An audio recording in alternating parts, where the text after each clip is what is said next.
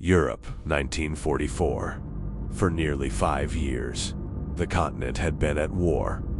Not a distant war, not a contained conflict, but a war that had consumed entire nations, redrawn borders, and reduced cities to ruins of stone and ash. From the cold forests of the East to the occupied streets of Paris, the shadow of Nazi Germany stretched across Europe. Its armies had moved fast, decisive, relentless. Poland fell, then France. And with each victory, the illusion of an unstoppable force grew stronger. By Adolf Hitler's fortress Europe seemed impenetrable. Along the western coast, thousands of miles of fortified defenses stood waiting. Concrete bunkers, hidden artillery, machine gun nests carved into cliffs, and reinforced with steel. It was called the Atlantic Wall, and its purpose was simple: to make any invasion of Europe impossible. But across the English Channel, another force was gathering. Not quietly, not secretly, but with a scale the world had never seen before. In southern England, fields became camps. Roads filled with convoys of trucks, tanks, and artillery. Ports overflowed with ships of every size, from massive war vessels to small landing crafts designed for a single purpose: to carry men directly into war. This was not just another operation. It was a gamble, a decision that would determine not just the outcome of battles, but the future of the war itself. At the center of it all was a man who understood exactly what was at stake: Dwight D. Eisenhower.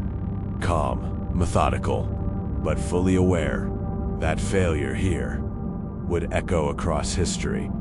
The plan was as ambitious as it was as dangerous.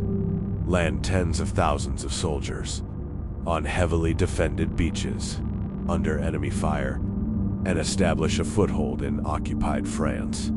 There would be no second chance. No easy retreat. If the first wave failed, the invasion could collapse. And yet, it had to be done, because without it, there would be no path into Nazi-occupied Europe.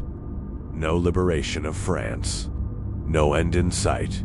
But even the most detailed plans are at the mercy of something no commander can control: the weather.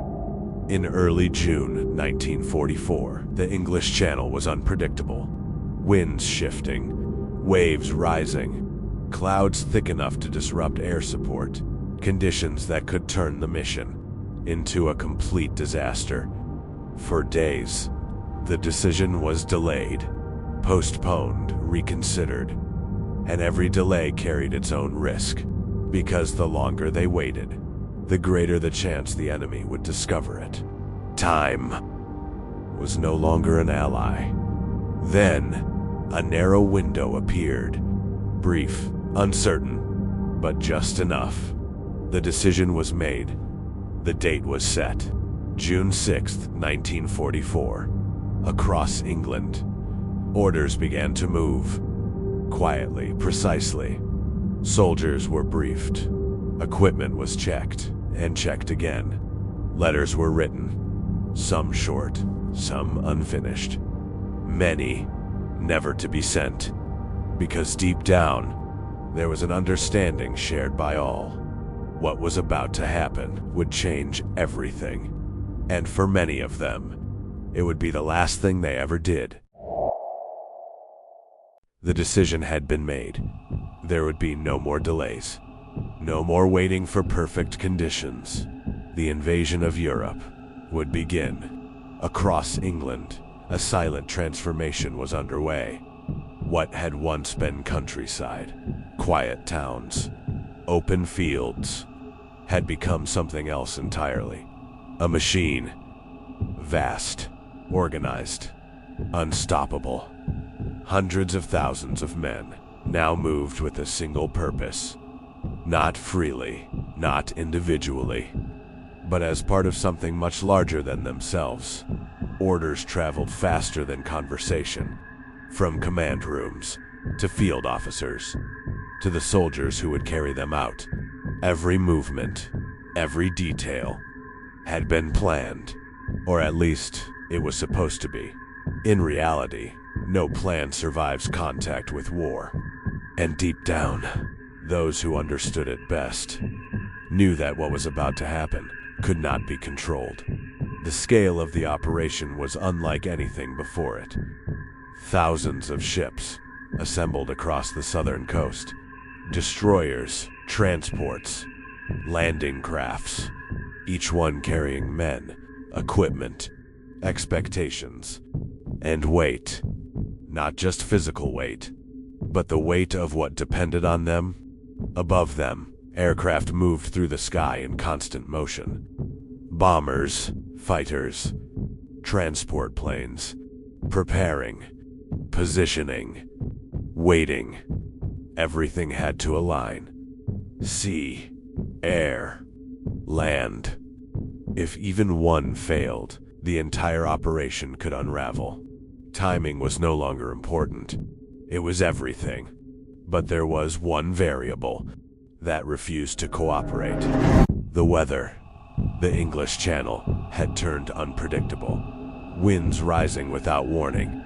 Waves growing violent. Clouds thick enough to blind pilots and scatter formations. For the men who would cross that water, it meant something simple. The journey itself could kill them before they ever saw the enemy.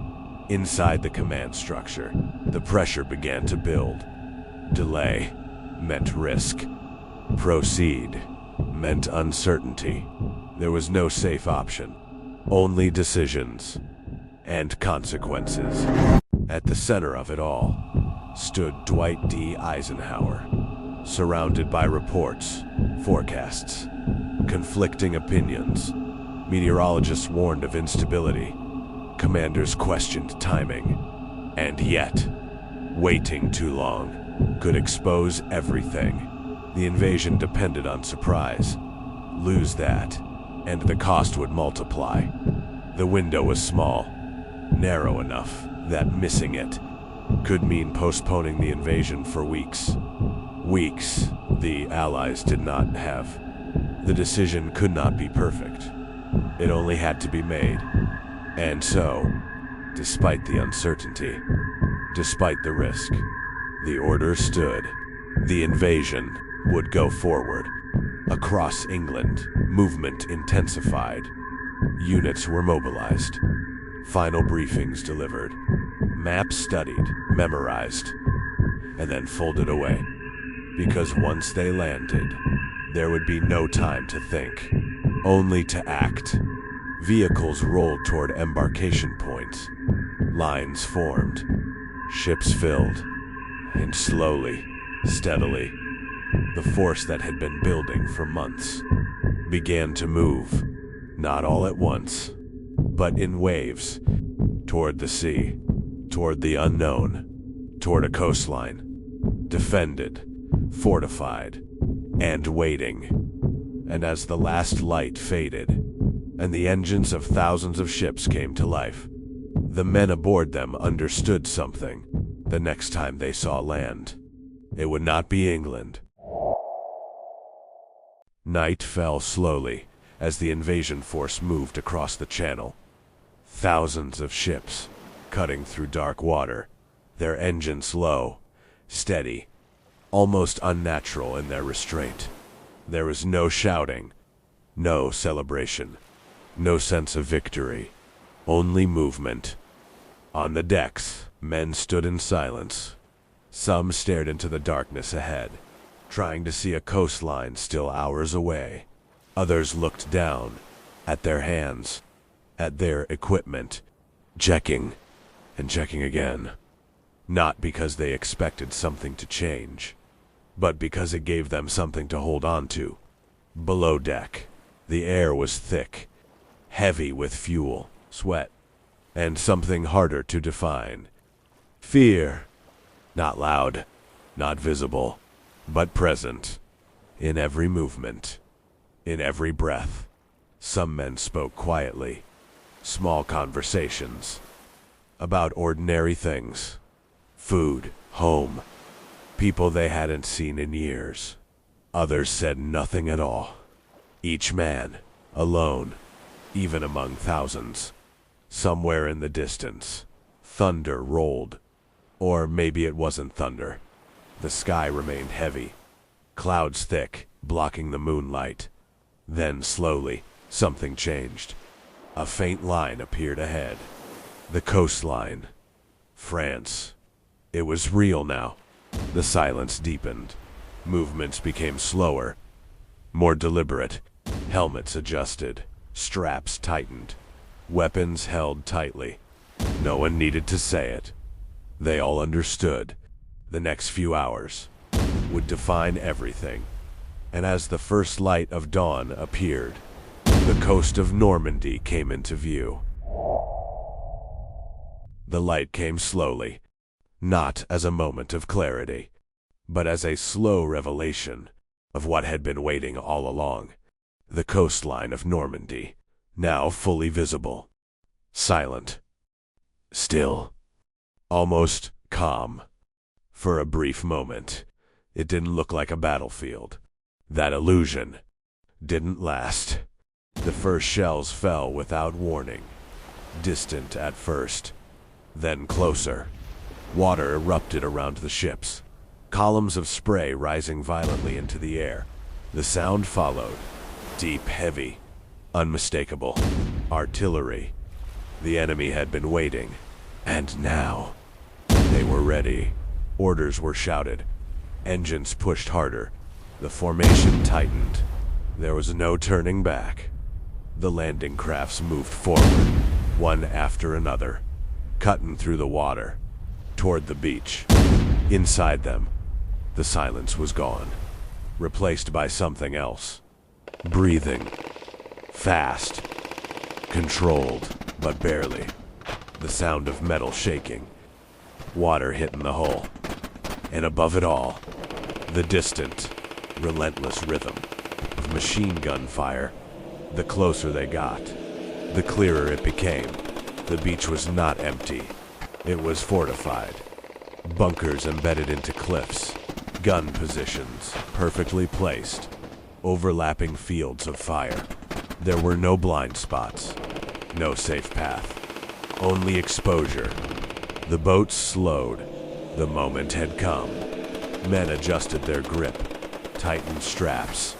Eyes forward. No one spoke. The ramp began to drop. Slowly. Mechanically. Inevitably.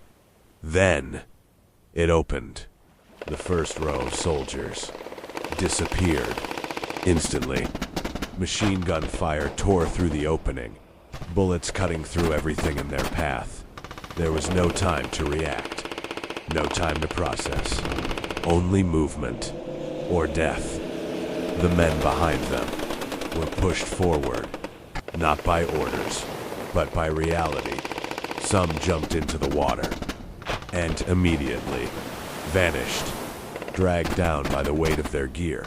Others made it out, only to find themselves standing in open water, exposed, with nowhere to hide. The sound of gunfire was constant now, not individual shots, but a continuous tearing noise. Men tried to move. Some fell. Some crawled. Some didn't move at all. The water began to change. The beach, so close, felt impossibly far away. Every step forward came at a cost. And above them, the guns never stopped. There was no command anymore. No clear direction. Only fragments of orders, lost in the chaos. And yet, they kept moving. Not because they were unafraid, but because stopping meant certain death. Some reached the sand. Others never made it that far. And in those first moments, the plan had already begun to break. But the battle had only just begun. By now, the beach was full. Not with order, not with progress, but with men trapped between sea and gunfire. Behind them, the water. Ahead, sand, obstacles, cliffs, and machine guns that never seemed to stop. There was no clear front line, no safe direction, only pockets of survival. Small groups of soldiers pressed flat against the sand, breathing hard, trying to disappear. Every movement drew attention. Every second spent still felt like borrowed time. Units mixed, officers lost, radios destroyed. The structure of the invasion had been shattered in minutes. And yet, the mission remained the same. Move forward. Somehow, some crawled from obstacle to obstacle. Anything that could hide part of a body became valuable. Medics moved where they could, dragging wounded men, applying bandages, speaking calmly. Smoke began to spread. It hid some men. It blinded others. Then slowly, something changed. Individuals began finding each other. 2 men here, 5 there, 10 somewhere else. No grand commands, just fragments of leadership. A sergeant pointing inland, an officer waving men forward, a soldier standing up first, so others would follow. Courage spread quietly, one movement at a time. The beach was still deadly, still chaotic, still unforgiving. But it was no longer frozen. It was beginning to move. Groups reached the shingle, then the seawall, then the base of the bluffs. Each gain was small. Each gain was paid for. German fire remained fierce. But its certainty was beginning to crack, because the men below had not broken. They had adapted, crawling, running, falling, rising again. The invasion was no longer following a plan. It was surviving through will. By late morning, the impossible had become real. Men were climbing the heights above Omaha. The beach below them, still burning, still screaming, still paying the price, but no longer lost. By noon, the battle had changed. The beach was still violent, still crowded with smoke, wreckage, wounded men, and the dead. But something critical had shifted. Soldiers were no longer only surviving. They were advancing. Small groups moved toward the bluffs, using shell holes, narrow paths, gaps in wire. No grand assault, no perfect formation, just exhausted men, climbing because there was nowhere else to go. Some used bayonets to cut brush. Others threw grenades into trenches. Rifle fire echoed through the slopes. German defenders, trained, prepared, entrenched, now faced something harder to stop. Momentum. Once a few positions were taken, others became vulnerable. Machine guns silenced. Trenches overrun. Observation posts abandoned. The wall that had looked unbreakable began to fracture. Below them, more men kept landing. More supplies came ashore. More pressure built every minute. By afternoon, parts of the high ground above Omaha were in Allied hands. It had not happened by elegance or by flawless planning. It had happened through improvisation, stubbornness, sacrifice, and men refusing to remain pinned down. The beach itself still told the truth. Burned craft, abandoned packs, craters in the sand, bodies waiting where they had fallen. Every yard gained had been purchased. For commanders, it was a foothold, a beachhead, a gateway into Europe. For the men who fought there, it was something simpler. They were alive. For now, Omaha became the symbol because their The invasion had nearly failed, and yet continued. History moved through individuals. A medic crossing open sand, an engineer clearing wire, a sergeant standing first, a frightened soldier taking one more step. Thousands of decisions, made in seconds, changed the world. June 6, 1944, proved something irreversible. Fortress Europe had been breached. As evening came, the guns grew more distant. Smoke drifted over the shore. Waves returned to their rhythm. The sea looked ordinary again. It was not, because that water had carried an army and changed the course of history.